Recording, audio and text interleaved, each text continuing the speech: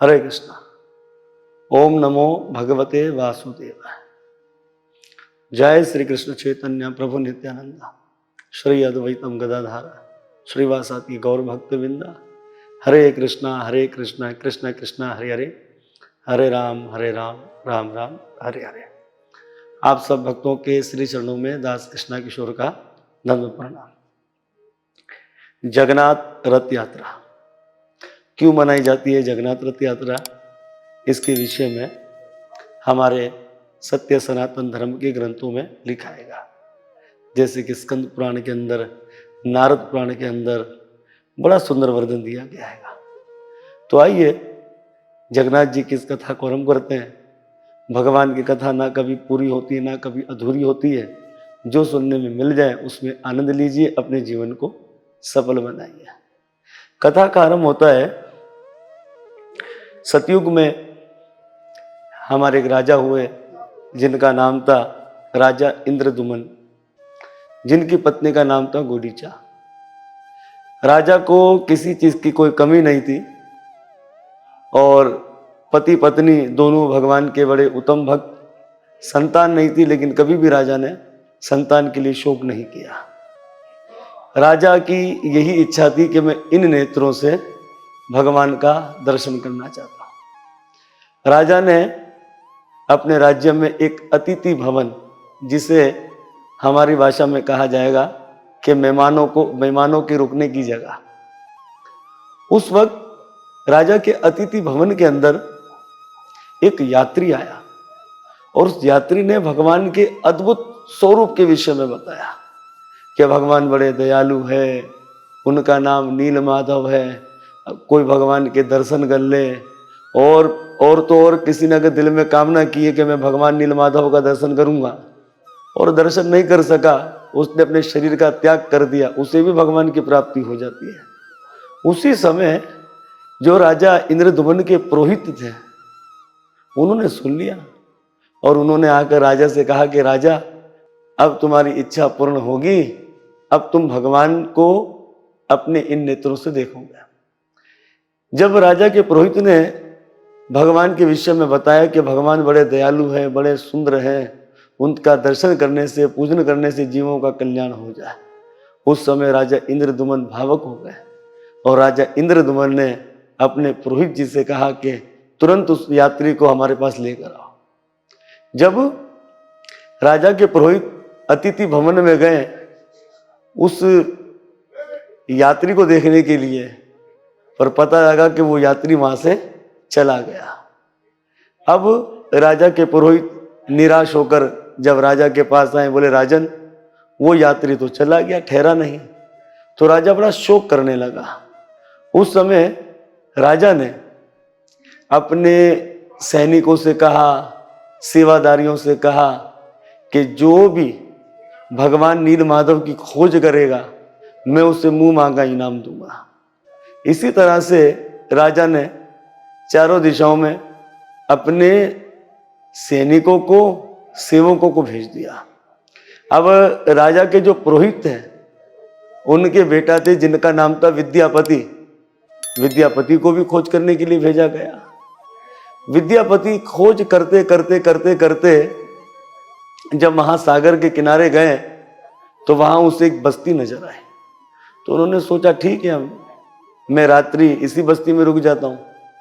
तो जैसे ही उस बस्ती में गए, उस समय विद्यापति ने कहा कि मुझे यहाँ पर ठहरना है एक दिन के लिए। तो उस समय बस्ती वालों ने कहा, गांव वालों ने कहा कि हमारे यहाँ एक महापुरुष है जिनका नाम है विश्ववासु। विश्ववासु बड़े भावक भक्त हैं और जो भी अतिथि हमारे यहाँ आता है उनके खान पीन की, रहन सहन की वही व्यवस्था करते हैं, इसलिए आप विश्ववासु जी के घर में चले जाइए। विद्यापति विश्ववासु के घर पर गए, पर हुआ ये कि विश्ववासु तो नहीं था। उनकी जो पत्नी थी ललिता, उन्होंने दरवाजा खोला। अब ललिता ने कहा कि मेरे पिताजी किसी कार्य से बाहर गए हैं, आप कुछ समय यहीं बाहर बैठकर इंतजार कीजिए। इतने में जब रात्रि हुई, विश्ववासु आया तो विश्ववासु के शरीर से बड़ी सुगंध आ रही थी, जिसको कहते बड़ी दिव्य खुशबू आ रही थी। और विश्ववासु ने विद्यापति से कहा, आपको बहुत इंतजार करना पड़ा, इसके लिए आप मुझे क्षमा कीजिए। अब जैसे ही विश्ववासु उसे अपने घर में लेकर गया तो उसके घर में और भी दिव्य सुगंध आने लगी। उस समय विद्यापति को ऐसा महसूस हुआ कि मुझे ऐसा लगता है कि मेरी खोज यहीं पर पूरी होगी। इस तरह से विद्यापति वहीं ठहर गया। इस तरह से विद्यापति ने देखा कि जब ये विश्ववासु घर लौट कर आता है तो बड़ी दिव्य खुशबू आती है। विद्यापति ने एक दिन विश्ववासु से कहा कि मैं आपकी बेटी से विवाह करना चाहता हूं। विश्ववासु ने देखा कि विद्यापति तो बड़े धार्मिक पुरुष हैं, तो हुआ ये कि उन्होंने अपनी बेटी ललिता का विवाह विद्यापति से कर दिया। अब तो हुआ क्या, एक दिन विद्यापति ने अपनी पत्नी ललिता से कहा कि हे ललिता, ये बताओ कि आपके पिताजी जब जाते हैं और जब रात्रि के समय लौटते तो उनके शरीर से बड़ी दिव्य सुगंध आती, इसका राज क्या है? उस समय ललिता ने कहा, मैं आपको बता नहीं सकती क्योंकि मेरे पिताजी ने मुझे मना कर रखा है। अब विद्यापति ने कहा, देखो पति पत्नी में कोई भेद नहीं होना चाहिए और कोई बात छुपानी नहीं चाहिए। तुम मुझे बताओ, तुम मेरी पत्नी हो, अगर तुम मुझसे छुपाओगे तो तुम्हें पाप लगेगा। उस समय ललिता ने कहा कि हे मेरे स्वामी, मेरे पिताजी नीलमाधव भगवान का दर्शन करने के लिए जाते हैं, उनका पूजन करने के लिए जाते हैं। विद्यापति बड़े प्रसन्न हो गए कि आज भगवान की मुझ पर कृपा हो गई और मेरी जो खोज थी वो पूरी हुई। तो ललिता को विद्यापति ने कहा, देखो मेरी प्रिय, जब तुम्हारे पिता आए तो अपने पिता से प्रार्थना करना और ये कहना कि वे मुझे नीलमाधव का दर्शन करा दे। ललिता ने कहा, आप चिंता ना करो, मैं अपने पिता से प्रार्थना करूंगी। जब रात्रि में विश्ववासु आया तो ललिता ने अपने पिताजी से कहा, पिताजी मेरे आपसे कामना है। उस समय विश्ववासु ने कहा, मेरी बेटी तू जो कामना के मैं उसे पूरा करूंगा। तो ललिता ने कहा कि मेरी ये कामना है कि आप जो नीलमाधव के दर्शन के लिए जाते हैं, मेरे पति को भी आप अपने संग लेकर चले। उस समय विश्ववासु ने इनकार कर दिया। जब इनकार किया, ललिता क्रोधित हो गई और पिताजी से कह दिया कि आप मेरी कामना को पूर्ण नहीं करोगे तो मैं आत्महत्या कर लूंगी। अपनी बेटी की ये बात सुनकर उस समय विश्ववासु ने कहा, नहीं बेटी, मैं तेरी कामना पूर्ण करूंगा, लेकिन मेरी एक शर्त है। जब मैं विद्यापति को भगवान नीलमाधव के दर्शन के लिए लेकर जाऊंगा तो मैं उनकी आंख में पट्टी बांधूंगा। ललिता ने कहा, ठीक है। अब ललिता ने रात्रि में ही विद्यापति से कह दिया कि मेरे स्वामी, आपकी कामना पूरी होगी, मेरे पिताजी आपको सवेरे लेकर जाएंगे, पर उनकी एक शर्त है, वो आपकी आंख में पट्टी बांधेंगे। उस समय विद्यापति ने अपनी पत्नी से कहा, देखो तुम मुझे कुछ ऐसा परामर्श दो कि मेरी आंख में पट्टी बंधी हो और मैं उस मार्ग को जान सकूं कि बाद में मुझे अगर जाना हो तो मैं बासानी वहां पर जा सकूं। तो ललिता ने कहा, देखो आप मुझे एक दिन दीजिए, मैं आपको सवेरे बताऊंगी। इस तरह से सवेरा हुआ, विद्यापति को ले जाने के लिए विश्ववासु ने तैयारी कर ली। तो विद्यापति ने ललिता से कहा, तो ललिता ने क्या किया कि एक सरसों की पोटली थी, सरसों के दानों की, वो अपने स्वामी के हाथ में दे दी और कहा कि जब आपकी आंख में पट्टी होगी, बंदी होगी, आपको लेकर जाएंगे, आप रास्ते में एक एक सरसों के दाने को फेंकते जाना, क्योंकि जब बारिश होगी वहां पर सरसों के पेड़ उग जाएंगे तो आपको रास्ता वहां का पता लग जाएगा। इस तरह से विद्यापति बहुत प्रसन्न हो गए। विश्ववासु ने उनकी आंख में पट्टी बांधी और फिर उन्हें नीलमाधव के दर्शन के लिए लीलांद्री पर्वत की तरफ लेकर चल दिया। अब ये विद्यापति क्या करता था कि एक एक सरसों के दाने रास्ते में फेंकता फेंकता जा रहा था। वहीं पर जब आगे का मार्ग आया, क्योंकि वो विश्ववासु गाड़ी को टेढ़े बांके रास्ते से लेकर जा रहा था, जब ऊपर की ओर गए तो वहां पर रोहिणी कुंड था। वहां जब विश्ववासु ने अपने दामाद की पट्टी को खोला और कहा कि आप यहाँ ठहरिए, मैं पूजन के लिए कुछ फूल आदि फल आदि लेकर आता हूँ। उस समय भक्तों हुआ ये कि विद्यापति क्या देख रहे थे रोहिणी कुंड में कि एक कौवा एक पेड़ पर बैठा नींद की झांकी ले रहा था। उस समय कौवा उस तालाब में गिर गया, उस सरोवर में। पर हुआ क्या कि जैसे ही कौवा उस सरोवर में गिरा, रोहिणी कुंड के अंदर, जैसे ही वो कौवा गिरा तो कौवे की योनि छुटी और चतुर्भुज रूप में वो प्रकट हो गया। भगवान के पार्षद आए और उस कौवे को लेकर चले गए। अब विद्यापति ने सोचा कि ये कौवा, जब इसे इस कुंड में गिरने से मुक्ति मिल गई, सुंदर स्वरूप मिल गया, तो मैं यहाँ क्या कर रहा हूँ। वो भी जब कूदने लगे तो उस समय आकाशवाणी हुई, हे विद्यापति, तुम इस सरोवर में मत कूदो, मुक्ति के चक्कर में मत पड़ो, तुमसे एक विशाल कार्य होने वाला हैगा, इसलिए समय की प्रतीक्षा रखो, मेरा तुझे आशीर्वाद है। इस तरह से विद्यापति उस कुंड में नहीं कूदे। पर विद्यापति ने क्या देखा कि बड़े बड़े देव आदि भगवान नीलमाधव का पूजन करने के लिए आ रहे हैं। इतने में जब विश्ववासु आया तो विद्यापति ने अपने ससुर से कुछ भी नहीं कहा, भगवान का पूजन किया और वहां से चल दिया। अब एक दिन की बात थी, भगवान नीलमाधव ने विश्ववासु को सपने में कहा कि हे विश्ववासु, अब मैं यहां से अंतर ध्यान होना चाहता हूं। जैसे ही ये कहा, विश्ववासु चिंता मगन हो गए और सोचने लगे कि आज से पहले भगवान ने मुझे कुछ भी नहीं कहा था, मुझे ऐसा लगता है कि मैं अपने दामाद को लेकर गया, इसलिए भगवान मुझसे रूठ कर यहां से जा रहे हैं।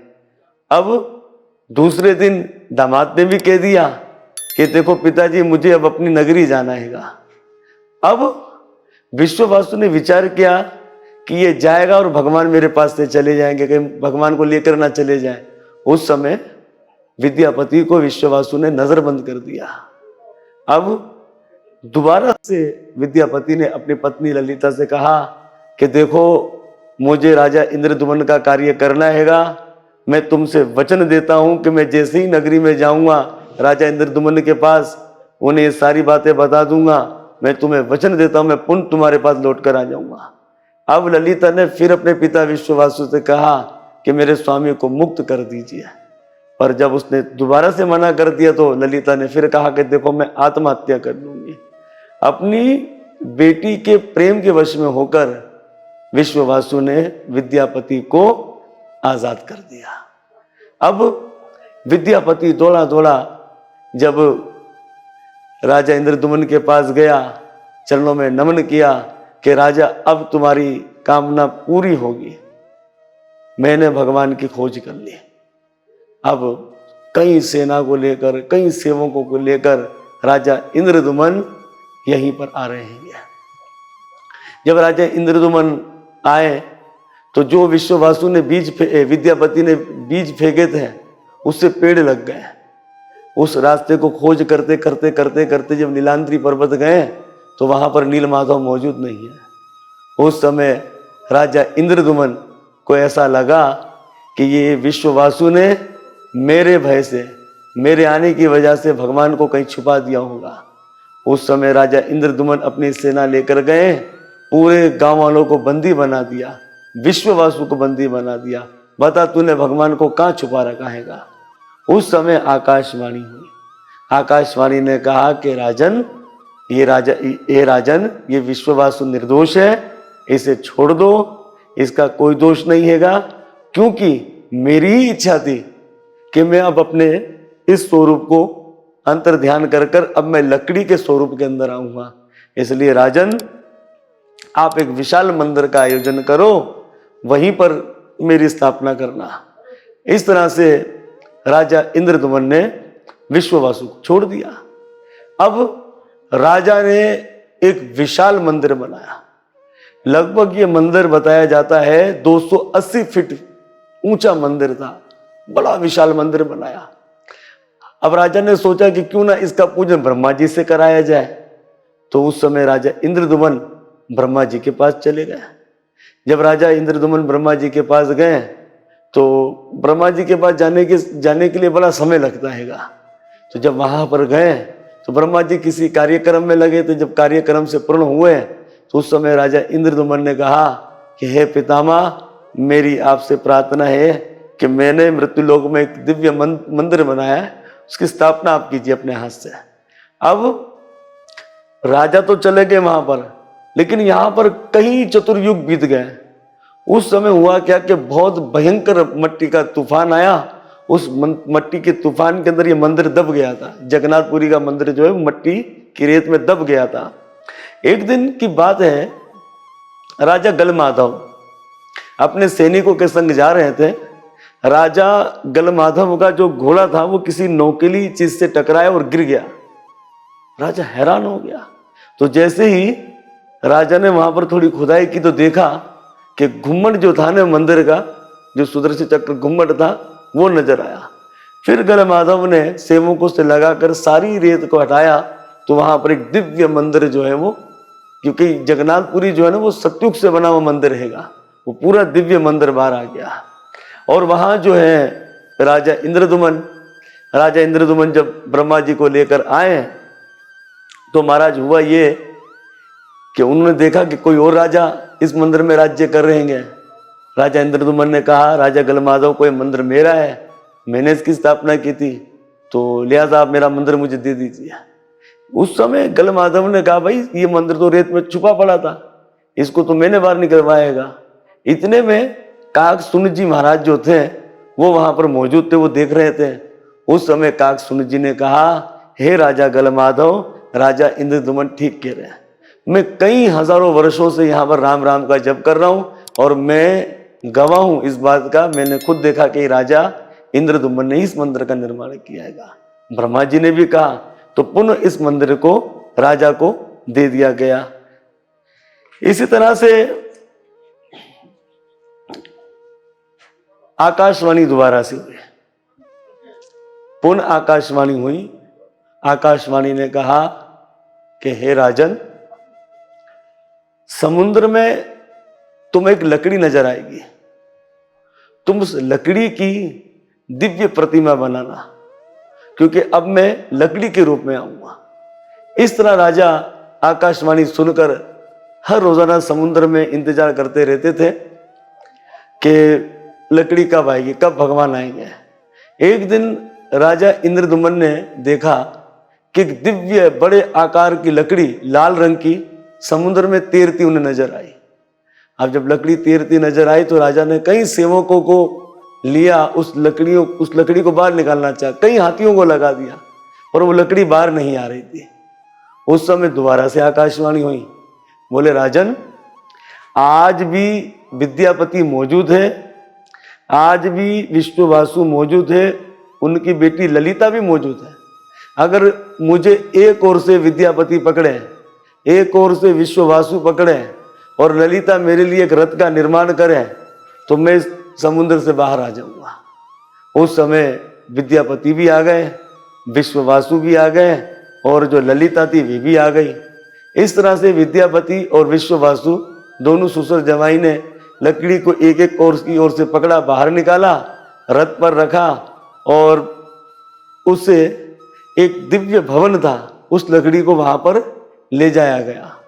अब राजा इंद्रदुमन ने कहीं लकड़ी के काम करने वालों को बुलवाया कि आप इस लकड़ी से एक दिव्य भगवान का आकार बनाइए, मतलब स्वरूप बनाइए।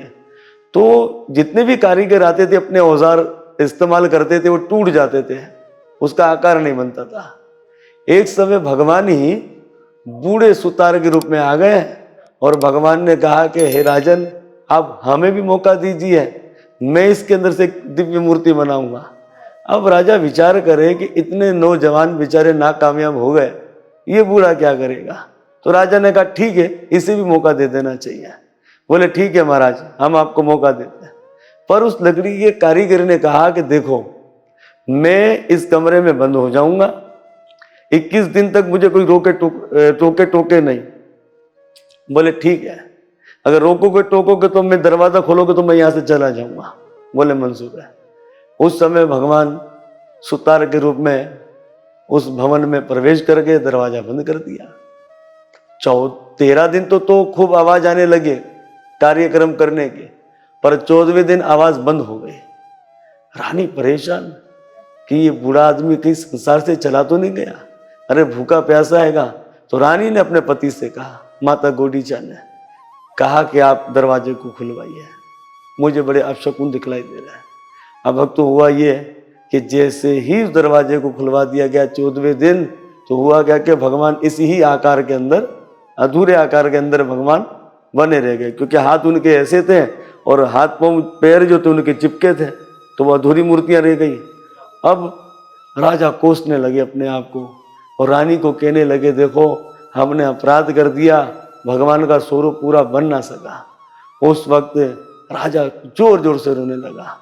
उस समय दोबारा से आकाशवाणी हुई कि राजन आप चिंता ना करो, मेरी इसी रूप में इच्छा थी आने की, इसलिए राजन ये मेरी इच्छा से मैं अपना ये रूप बना दियागा। इस तरह से भगवान श्री जगन्नाथ जो है वो काष्ठ लकड़ी के रूप के अंदर भगवान जो है प्रकट हो गए हैं। तो ये नीम की लकड़ी की विग्रह बनती है, क्योंकि 500 साल पहले क्या होता था कि 500 साल पहले 36 सालों में मूर्ति को बदला जाता था, 36 सालों के अंदर। पर अब जो है वो 15 साल में इस विग्रह को बदल दिया जाता है। कहते हैं कि एक उसमें एक राज है कि आचार्यों का कहना, स्कंद पुराण में इसका वर्णन देते हैं कि बोलते हैं कि भगवान श्री कृष्ण का हृदय आज भी मौजूद है। तो जब इस विग्रह को बदलते हैं तो पूरी उड़ीसा की पूरी बत्ती को बंद कर देते हैं, अंधेरा कर देते हैं। और जो पंडे होते हैं, जब प्राण प्रतीक्षा का स्वरूप आता है, उन्हें खुद भी नहीं पता होता हम क्या कर रहे हैं, क्योंकि उनकी आंखों में पट्टी होती है। उस समय उनको इतना महसूस हो कि कुछ नरम सी चीज हम उठा रहे हैं। तो उस जगन्नाथ जी के विग्रह में जो डाला जाता है, 36,000 वर्षों में पहले होता था, पर अब 15 साल में इस विग्रह को बदल दिया जाता है। तो इस तरह से भगवान जो है वो जगन्नाथपुरी के अंदर मौजूद है। और यहाँ पर जो है 3 रथ बनाए जाते हैं। तो पहला रथ जो बनाया जाता है वो बलराम जी का बनाया जाता है, जो भगवान कृष्ण के बड़े भाई है। बलराम जी का जो रथ है वो 44 फीट ऊंचा है और उसमें 14 पहिए होते हैं। इस तरह उसमें जो लाल रंग के कपड़े से उसे ढका जाता है। और एक तो जो ये रथ बनते हैं उसमें किल का इस्तेमाल नहीं किया जाता है। तो बलराम जी के रथ के अंदर जो लकड़ी इस्तेमाल होती है वो होती है 763 लकड़ियां मिलकर जगन्नाथ जी का पूरा रथ, बलराम जी का रथ जो है वो पूरा जो है वो तैयार होता है। और दूसरा जो है सुभद्रा जी का, सुभद्रा भगवान श्री कृष्ण की बहन है, जिनको योग माया भी कहा जाता है। तो सुभद्रा जी का जो रथ है वो है 43 फीट ऊंचा और सुभद्रा जी के रथ के अंदर जो है वो 12 पहिए हैं। इस तरह से इस रथ में जो लकड़ी इस्तेमाल होती है वो होती है 593 लकड़ी इस्तेमाल होती है इस रथ को बनाने के लिए। इस तरह से अंत में जो जगन्नाथ जी का है जो रथ, भगवान श्री जगन्नाथ जी का जो रथ है वो 45 फीट लंबा है, 35 फीट लंबा और 35 फीट चौड़ा बताया गया है। भगवान श्री जगन्नाथ जी के रथ के अंदर लाल रंग के वस्त्र से उस रथ को ढका जाता है और उसके जो है 16 पहिए बताए गए हैं। इस तरह से ये परंपरा आज भी हो रही है और भगवान ने हम सब भक्तों पर विशेष कृपा करी कि हम भी इस उत्सव को, लगभग ये 14वां रथ यात्रा बनाई जाएगी। तो भगवान की कथा है वो कभी ना पूरी होती है ना कभी अधूरी होती है। तो जो सुनने में मिल जाए उसमें आनंद लीजिए और अपने जीवन को सफल बनाइए। और दास से कुछ कहने में अपराध हो गया हो तो अपने सेवक को आप क्षमा कर देना। हरे कृष्णा।